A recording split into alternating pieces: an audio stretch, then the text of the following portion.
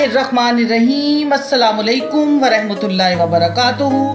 देसी शेसी में भुने कीमे की शानदार रेसिपी के साथ आयशा अतहर हाजिर है। नमक, देगी मिर्च, सुर्ख मिर्च, हल्दी, काली मिर्च, धनिया पाउडर, ज़ीरा पाउडर, आधा किलो टमाटर का पेस्ट है, 2 दरमियाने साइज़ के चॉप प्याज हैं, 2 टेबलस्पून अदरक, 2 टेबलस्पून लहसुन का पेस्ट है, 2 ही टेबलस्पून लेमन जूस है और 1 किलो कीमा है।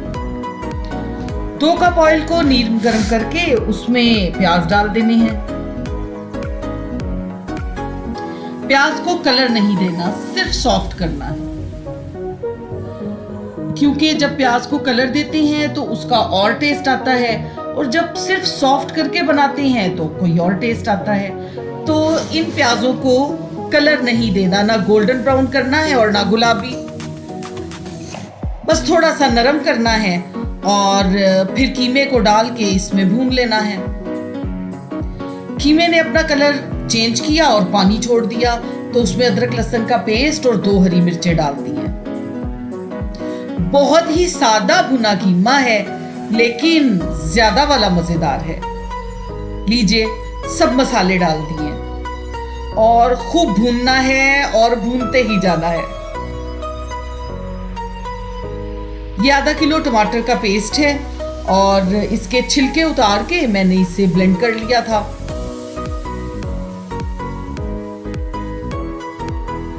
देखिए, भूनते भूनते ही कीमा तैयार हो गया है।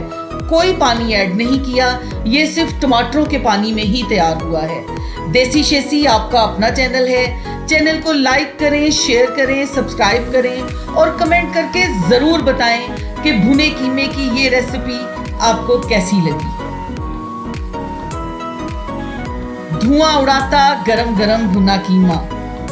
आज इबादत की रात है, शबे बारात है, दुआओं में याद रखिएगा और ये कीमा अपने ख़ास दिन के लिए बनाइए और कल का रोज़ा भी रखा जाएगा तो सहरी में ही खाइए। ये लीजिए, इसका पहला निवाला इस खास दिन पर आपके लिए। आयशा अतहर को इजाज़त दीजिए। अल्लाह निगहबान।